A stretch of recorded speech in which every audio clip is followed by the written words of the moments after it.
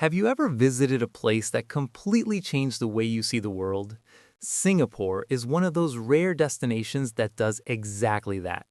The moment you step off the plane and into this tiny but mighty city-state, you realize you are somewhere truly unlike anywhere else on Earth. Singapore sits at just 721 square kilometers, making it one of the smallest countries in the world. Yet, it punches far above its weight in everything from cleanliness to efficiency to culture. Visitors from every corner of the globe arrive expecting a modern Asian city, but what they find leaves them completely speechless. It is not just the gleaming skyline or the incredible food, it is the people. Singaporeans have developed habits, routines, and unspoken social rules that feel almost like a different operating system for daily life. Whether you are from New York, London, Tokyo, or Lagos, certain things about how Singaporeans live, eat, queue, and communicate will stop you dead in your tracks and make you think, wait, why does my country not do this?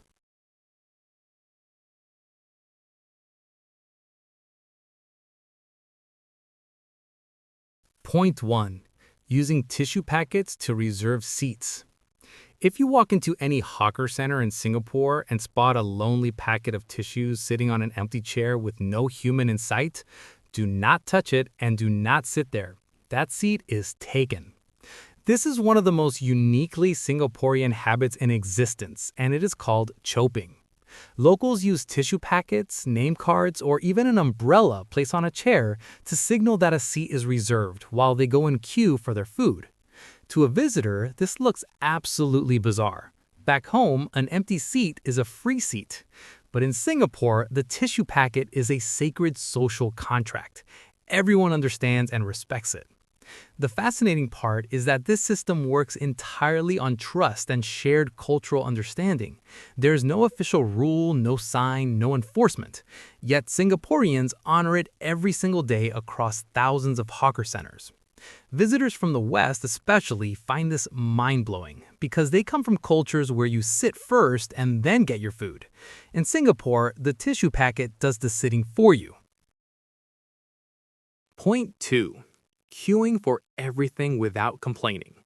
Singaporeans queue. They queue for chicken rice, they queue for bubble tea, they queue for limited edition Hello Kitty toys at McDonald's, they queue for a new restaurant that opened last week, and they do it silently, patiently, and in an almost perfectly straight line.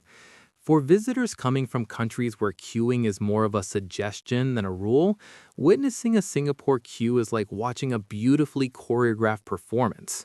What makes it even more impressive is that people rarely complain, rarely cut the line, and rarely lose their temper. There is a deep cultural respect for order and fairness baked into Singaporean society. In fact, the longer the queue, the more curious Singaporeans become. A long line often signals that something is really worth having. Visitors have reported joining queues without even knowing what they were queuing for, simply because the line was long and Singaporeans looked serious about it. By the end, they were holding some of the best food or merchandise they had ever encountered. Point 3. Speaking in Singlish without even realizing it. You are having a perfectly normal conversation with a Singaporean friend when suddenly the sentence stops making complete sense to you. Words like la, le, lor, can, and sia start appearing. Phrases like can or not, already eat or not, and why like that one become part of every exchange. Welcome to Singlish, Singapore's beautiful and chaotic Creole language that blends English with Malay, Hokkien, Cantonese, and Tamil. Visitors who studied British or American English find themselves nodding along politely while internally panicking. The remarkable thing is that Singaporeans switch between perfect formal English and full Singlish mode almost instantly, depending on who they are talking to. In a business meeting, they sound like they studied at Oxford. At a hawker center with friends, they sound like a completely different person. Linguists actually consider Singlish a fascinating case study in how language evolves organically in multicultural societies. Visitors often spend their entire trip learning 3 Singlish phrases only to mispronounce them and get lovingly corrected by every local they meet. Point 4. Eating at all hours of the day and night. In most countries, meal times follow a fairly predictable schedule. Breakfast in the morning, lunch in the afternoon, dinner in the evening. In Singapore, this concept simply does not exist. Hawker centers and food courts operate from as early as 6 in the morning until 2 or 3 o'clock at night. Some operate around the clock. And Singaporeans eat accordingly. It is completely normal to have a full plate of laksa at 11 at night, to eat char kway teow at 7 in the morning, or to enjoy a bowl of bak kut teh as a post-midnight snack after a night out. Food is not just sustenance in Singapore. It is a lifestyle, a social activity, and a national obsession. Visitors quickly learn that any time is the right time to eat in Singapore. The concept of a meal being inappropriate for a certain hour simply does not apply here. This around-the-clock food culture means that Singapore is one of the few places in the world where you are never more than a short walk from a hot, delicious, affordable meal, no matter what time your stomach decides to call. Point 5. Being obsessed with air conditioning. Step inside any shopping mall, office building, cinema, restaurant, or even some covered bus stops in Singapore, and you will immediately feel a cold wave of air-conditioned air hit your face like you just walked into a refrigerator. Singaporeans love air conditioning with a passion that borders on devotion. Given that Singapore sits just 1 degree north of the equator and experiences heat and humidity 365 days a year, this is completely understandable. But the levels to which air conditioning is deployed here leave visitors from cooler climates absolutely shocked. Many visitors quickly learn to carry a light jacket everywhere they go, because while the outdoor temperature hovers around 30 degrees Celsius, the indoor temperature in many buildings can feel like a brisk 15 degrees. Singaporeans are so accustomed to this temperature shock that they consider it completely normal to be sweating outside 1 minute and shivering inside the next. Restaurants blast cold air, libraries feel like walk-in freezers, and yet every Singaporean looks perfectly comfortable, often in short sleeves, sipping their iced coffee without a single shiver. Point 6. Extreme punctuality and efficiency. If you schedule a meeting with a Singaporean at 2 in the afternoon, they will be there at 1:55. If your flight boards at 8, they're at the gate by 6:45. Singapore runs like a machine, and its people have internalized that machine's precision. Punctuality is not just a courtesy in Singapore, it is a form of respect, and being late is considered genuinely rude. This extends beyond personal appointments to everything from public transport to government services.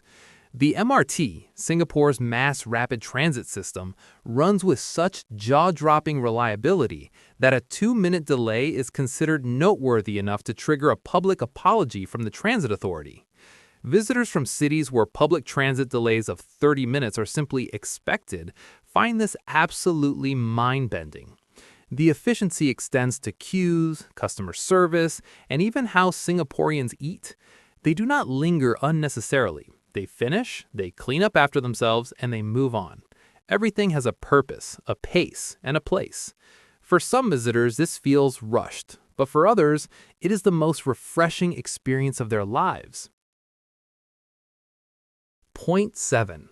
Complaining about food being amazing.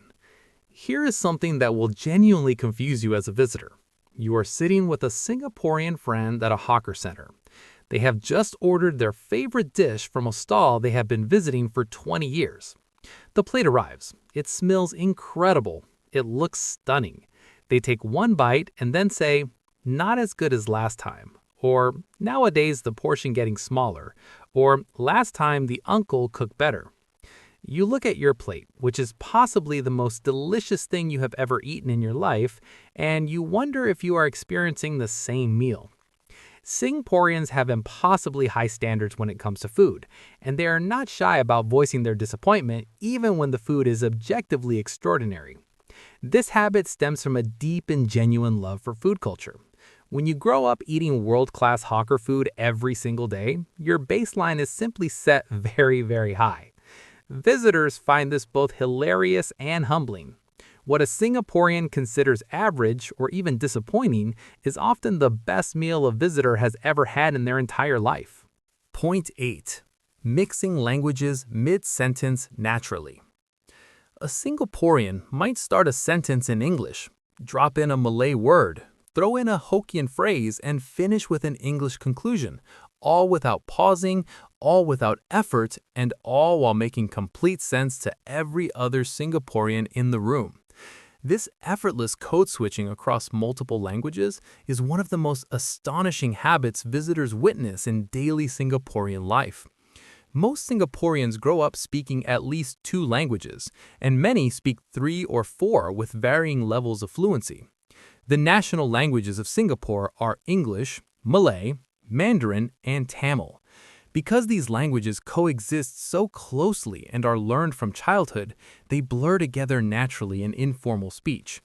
For a visitor who speaks only one language, watching a group of Singaporeans chat casually is like watching someone simultaneously juggle 4 balls while holding a conversation.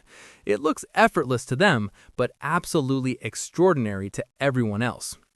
This multilingual fluency is one of Singapore's greatest social assets and one of its most quietly impressive cultural habits that flies under the radar of formal tourism.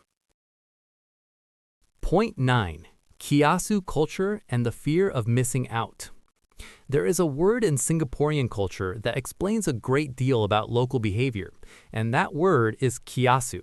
It comes from Hokkien and loosely translates to the fear of losing out.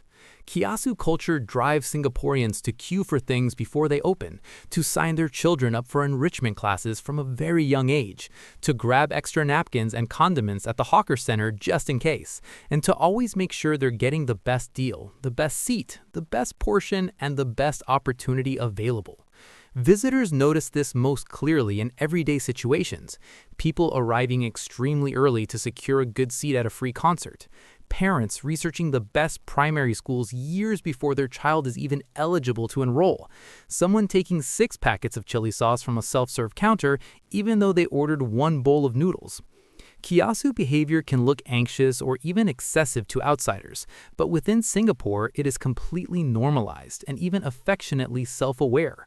Singaporeans joke about being Kiasu all the time. It is a cultural trait they acknowledge, embrace, and sometimes gently poke fun at themselves for. Point 10. Incredible civic cleanliness as a way of life. Walk through the streets of Singapore and you will struggle to find a piece of litter, a stained pavement, or an overflowing rubbish bin. The city is immaculate in a way that seems almost surreal to visitors from places where urban litter is simply a fact of life. This cleanliness is not accidental. It is the result of decades of civic education, strict laws, meaningful fines, and a genuine cultural pride in keeping shared spaces spotless. Chewing gum was famously banned in Singapore for years, and while some restrictions have since been eased, the broader culture of treating public space with respect remains deeply embedded.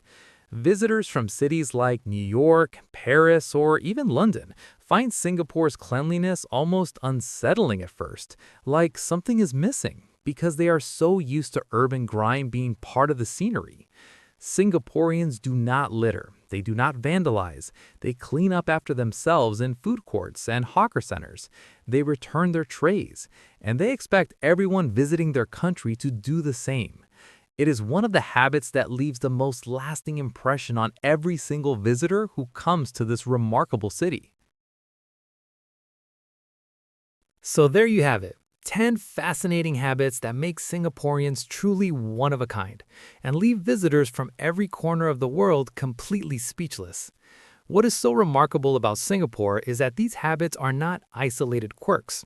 They're pieces of a much bigger puzzle that explains how a tiny island nation with no natural resources managed to become one of the most prosperous, efficient, clean, and multicultural societies on the entire planet. Every tissue packet on a hawker center chair, every patient queue that stretches around the block, every seamless switch between 4 languages in a single conversation, and every bite of food that is somehow both affordable and extraordinary tells the story of a people who have worked incredibly hard to build something worth being proud of. Whether you found these habits amusing, inspiring, or downright baffling, there is no denying that Singapore and its people have something truly special going on. If you have ever been to Singapore, you already know exactly what we mean. And if you have never been, we hope this gives you one very good reason to start planning your trip. Because some things in this world you simply have to experience for yourself.